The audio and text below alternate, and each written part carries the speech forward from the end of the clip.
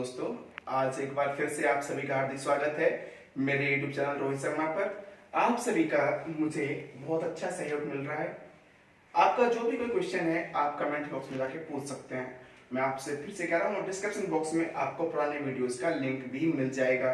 जो भी अभी तक हमने वेब से रिलेटेड जो भी वीडियो पढ़ी है उनका लिंक आपको मिल जाएगा। आप इसको देखने से पहले उन वीडियो को जरूर देखें ताकि आप पुराना वेव्स मैटर को क्लियर कर सकें। अभी तक जो हम वेव्स में पढ़ चुके हैं, आज हम पढ़ेंगे वेव्स में तनी हुई डोरी में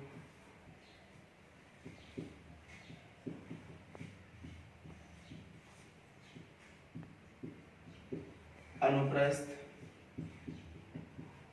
कंपनों के नियम, या इसका एक नाम और होता है और डोरी के नियम भी कह सकते हो आप।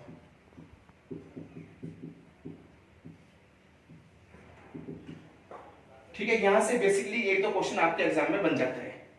वो क्वेश्चन क्या बनता है हम उसकी बात करते हैं। इसमें आपने कल जो पढ़ा था उसी टॉपिक को लेके चलते हैं। तनी हुई डोरी में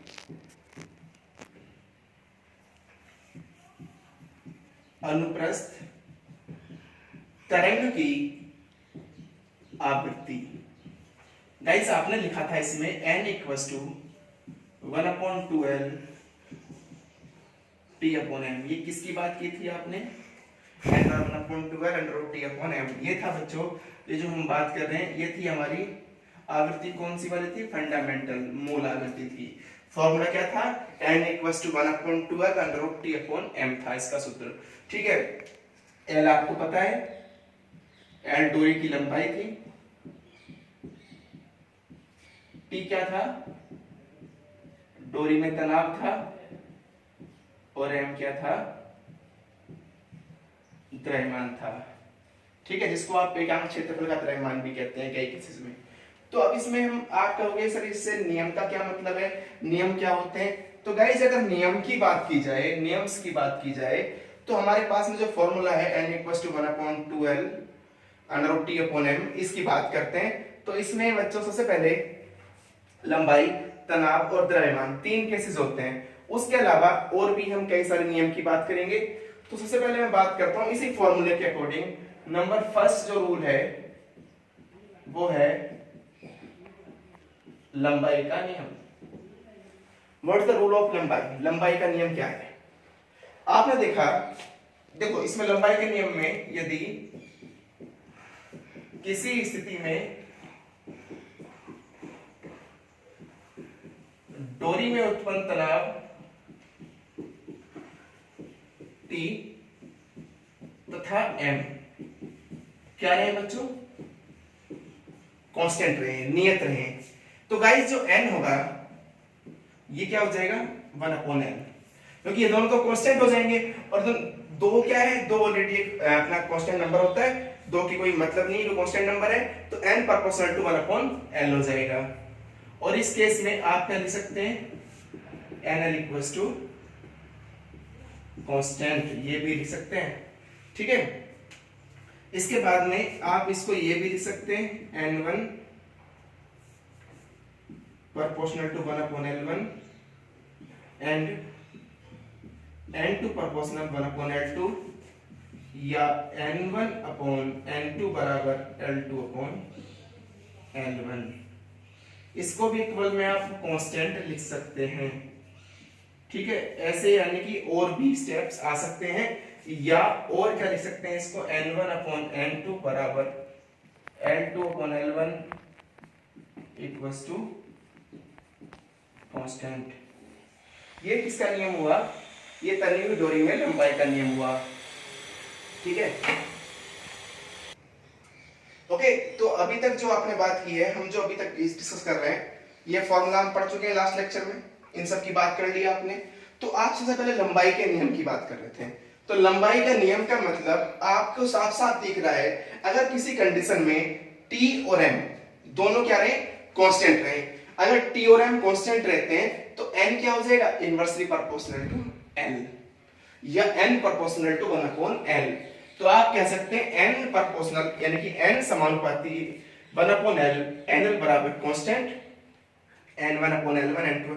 ये सब मैंने क्यों लिखा है? ये मैंने इसलिए लिखा है अगर आपसे एग्जाम में न्यूमेरिकल बनता है तो आप उस न्यूमेरिकल को हैंडल कर सकें। ठीक है।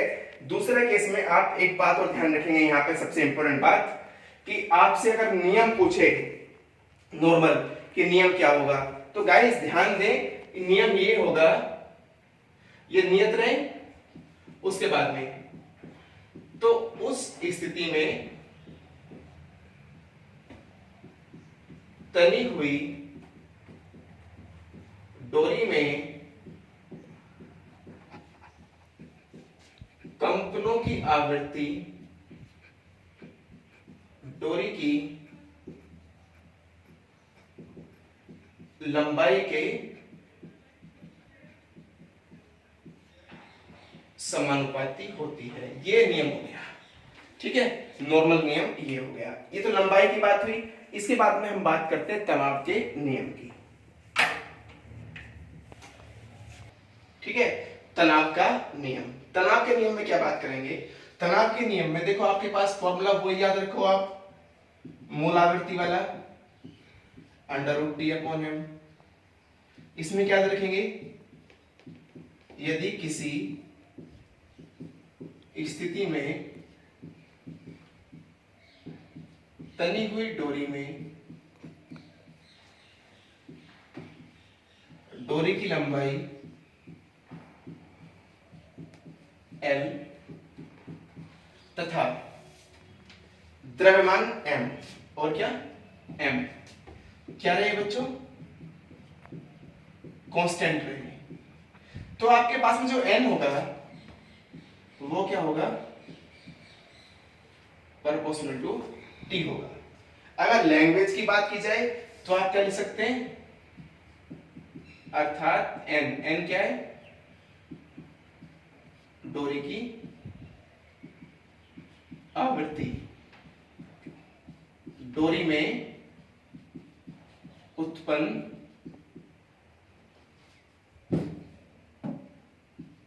तनाव के वर्गमूल के समानुपाती होती है। मींस क्या हुआ? जो frequency of stretching stress is directly proportional to the tension, square root of tension, तनाव के वर्गमूल के समानुपाती।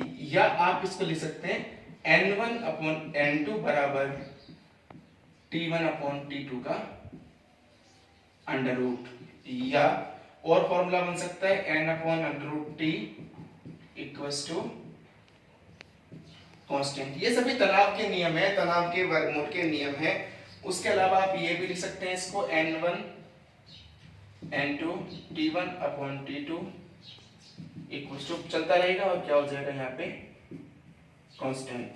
ये किसका नियम आ गया? ये बच्चों आ गया तनाव का नियम। क्या किया आपने? आपने इस बार इसमें से एक तो L और एक M, दो को कांस्टेंट मान लिया। जब आप L और M दोनों कांस्टेंट मानेंगे तो N क्या होगा? T के प्रोपोर्शनल हो जाएगा, T के समानुपाती हो जाएगा। और T के समानुपाती होने का मतलब T भी किसमें? T √, में। तो डोरी के कंपनों की जो आवृत्ति होगी तनाव के वर्गमूल के समानुपाती होगी। ठीक है, लंबाई में क्या था? विपरीतमानुपाती थी लंबाई आवृत्ति के। आप इसको N1/N2 T1/T2 या N/√T इक्वल्स टू कांस्टेंट भी लिख सकते हैं। ये नियम किसका हुआ? तनाव का नियम हुआ। ठीक है, नंबर 3 होगा बच्चों द्रव्यमान का नियम। ये अपने लिए इंपॉर्टेंट भी है क्योंकि इस नियम से हम दो नियम और भी लिख सकते हैं, और वो दो नियम कौन से होंगे उसकी बात करेंगे। अब देखो इसमें द्रव्यमान का नियम, आप नॉर्मल द्रव्यमान की बात करते हैं तो अगर मैं T, हमारे पास फिर से एक बार फॉर्मूला देता हूं, N equals to 1/2L √T/m। मैं L को और T को दोनों को कांस्टेंट मानता हूं। इसका मतलब ये हुआ यदि डोरी में उत्पन्न तनाव T तथा डोरी की लंबाई L क्या रहे? कांस्टेंट रहे, नियत रहे। तो बच्चों जो n होगा वो क्या होगा, inversely proportional to root m होगा। ठीक है, n क्या हो जाएगा, इनवर्सली प्रोपोर्शनल टू 1/। आप बार बार ध्यान मत दें, जो 2 आता है 2 ऑलरेडी कांस्टेंट होता है, n प्रोपोर्शनल टू 1/√m। जब कभी भी n प्रोपोर्शनल 1/√m होगा तो आप क्या लिख सकते हैं इसको, और n.√m इक्वल्स टू कांस्टेंट। ठीक है, n.√m इक्वल्स टू कांस्टेंट। इसके बाद में जब आप n प्रोपोर्शनल टू 1/√m या n.√m बराबर कांस्टेंट लिखेंगे गाइस, तो आप ये भी लिख सकते हैं n1/n2 बराबर m2/m1 ऑल्सो कांस्टेंट, ये भी फॉर्मूला आ गया। या n1/n2 बराबर m2/m1 equals to also constant. अभी हम द्रव्यमान के नियम की बात कर रहे हैं। आपने क्या कहा कि ये जो 2L था, 2L में L को और T को, डोरी की लंबाई को और डोरी में तनाव को आपने कांस्टेंट मान लिया। जब कभी भी आप डोरी की लंबाई और डोरी में तनाव को कांस्टेंट मानेंगे तो जो कंपनों की जो आवृत्ति n है वो क्या होगी, m के इनवर्सली, m के रूट के इनवर्सली प्रोपोर्शनल होगी। ये देखिए आप, ठीक है, ये बात। अगर लैंग्वेज में बात की जाए, नियत रहे तो इसके बाद में डोरी में उत्पन्न कंपनों की आवृत्ति द्रव्यमान के वर्गमूल के व्युत्क्रमानुपात। ये द्रव्यमानों का जो आवृत्ति है द्रव्यमान के, या फिर ऐसे कह सकते हो कि द्रव्यमान के वर्गमूल के व्युत्क्रमानुपात कौन होता है, फ्रीक्वेंसी होती है। एक ही बात है, कैसे लिख सकते हैं आप इसको। ये अभी तक आपने द्रव्यमान की बात की है। अब आप जो इसमें द्रव्यमान की बात करते हैं गाइस, द्रव्यमान क्या होता है, द्रव्यमान को स्पेशली ध्यान दें अगर, तो द्रव्यमान होता है m इक्वल्स टू, आपने कई केसेस में πr² पढ़ा होगा। यहां पर जो द्रव्यमान m होता है, ये बच्चों किसका द्रव्यमान होता है, एकांक लंबाई का द्रव्यमान। किसका होता है, ये द्रव्यमान होता है एकांक लंबाई का द्रव्यमान, m बराबर πr²d। ठीक है, क्योंकि आपने मोस्टली पढ़ा होगा कई केसेस में m बराबर vd होता है, और v क्या होता है, आयतन। आयतन क्या होता है, क्षेत्रफल इंटू लंबाई, क्षेत्रफल इंटू चौड़ाई। ठीक है, लिख सकते हैं इंटू डी। डी तो हमने लिख लिया ऐसे कैसे ही। अब अगर इसकी बात की जाए πr²l लेते हैं लेट सपोज, तो l तो क्या है, कांस्टेंट है, एकांक की बात कर रहे हो हम लंबाई की, तो πr²d आ जाएगा हमारे पास में। क्या फॉर्मूला आ जाएगा, πr²d। और जैसे ही आप m को πr²d लिखेंगे तो, ठीक है, जैसे ही आप m को कितना लिखेंगे, πr²d यूज करेंगे, तो बच्चों हमारे पास में फ्रीक्वेंसी का formula 1/2L T upon πr²d आ जाएगा। ये जो d होता है, ये d क्या होता है, डोरी का घनत्व, डेंसिटी ऑफ स्ट्रेचिंग स्ट्रेस, तन्यु डोरी का घनत्व। ये r क्या होता है, ये r होता है डोरी की त्रिज्या, रेडियस। t आपको पता है, l आपको पता है। तो मैंने क्यों लिखा, इसका मकसद क्या था लिखने का, मैंने इसलिए लिखा क्योंकि यहां से दो नियम और बन जाते हैं। और वो दो नियम कौन से होते हैं, इसमें से नंबर ए लिख देते हैं अपन। पहले लिखते हैं त्रिज्या का नियम, रूल्स ऑफ रेडियस, रेडियस का रूल, त्रिज्या का नियम। ठीक है, हम किसकी बात कर रहे हैं, त्रिज्या के नियम की बात कर रहे हैं। इस त्रिज्या के नियम में यदि किसी केस में L, T और D, pi also constant, 2 also constant, then we can say, यदि तनी हुई डोरी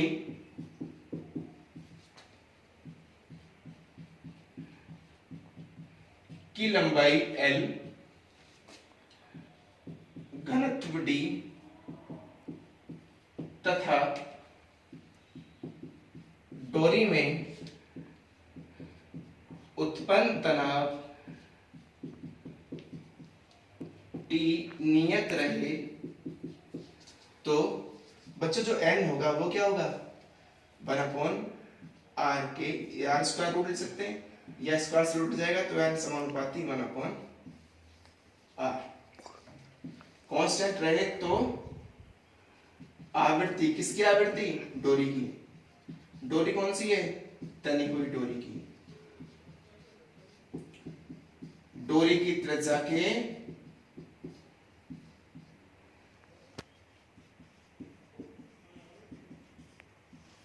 व्युत्क्रमानुपाती होती है।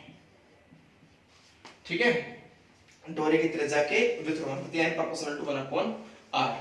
आप इसको लिख सकते हैं nr इक्वल्स टू कांस्टेंट, या n1r1 इक्वल्स टू n2r2 चलता रहेगा, और क्या आएगा लास्ट में? कांस्टेंट। ये बच्चों डोरी की त्रिज्या का नियम है। कहां से आए? द्रव्यमान से। आपने क्या किया? द्रव्यमान को एवं लंबाई का द्रव्यमान लिख दिया, पाई स्क्वायर डी लिख दिया इसको, m को। तो पाई स्क्वायर डी लिखने का मतलब अगर आप किसी केस में d, t और l को कांस्टेंट मानेंगे तो n प्रोपोर्शनल टू क्या आ जाएगा हमारे पास में 1/r²। लेकिन ये रूट में होगा तो स्क्वायर से रूट कैंसिल हो जाएगा, हमारे पास क्या बचेगा? n proportional to 1/r। और जब r बचेगा तो आप nr इक्वल्स टू कांस्टेंट भी लिख सकते हैं। इसका मतलब ये हुआ तनी हुई डोरी की जो आवृत्ति है डोरी की त्रिज्या की क्या होती है गाइस? व्युत्क्रमानुपाती होती है।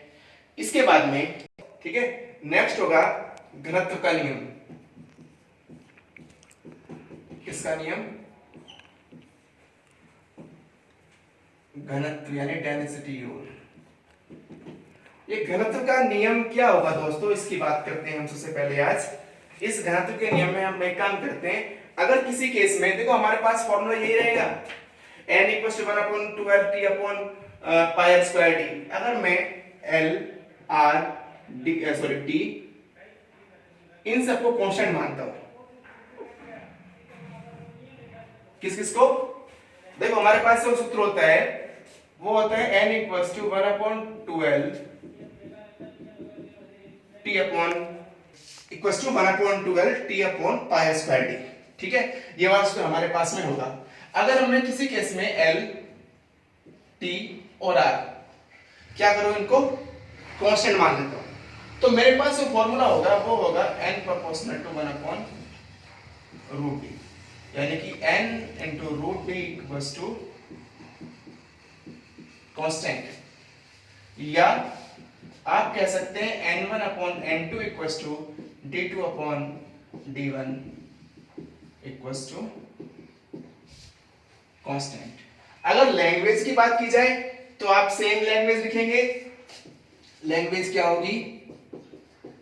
यदि तनी हुई डोरी में डोरी की लंबाई l, त्रिज्या यानी रेडियस r, तनाव यानी टेंशन t कांस्टेंट रहे, क्या रहे? नियत रहे, तो n प्रोपोर्शनल तो अनुप्रस्थ कंपनों की, यहां रहते हैं आवृत्ति, तो ये जो कंपनों की जो आवृत्ति होगी, कंपनों की जो आवृत्ति होगी n, ये क्या होगी? हमारे घनत्व के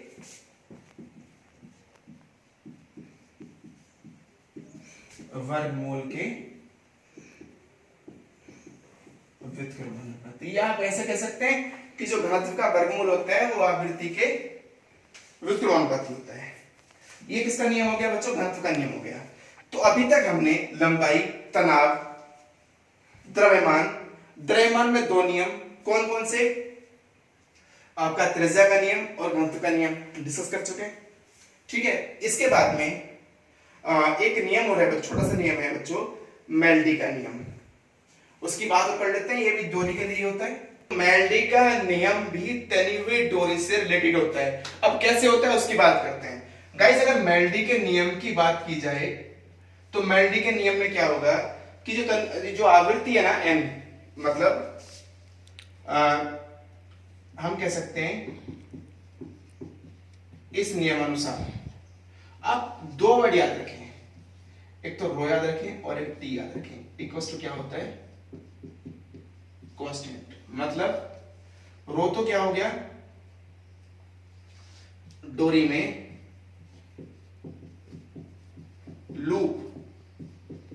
लूपों की संख्या, और टी बच्चों तनाव होता है किसमें, डोरी में।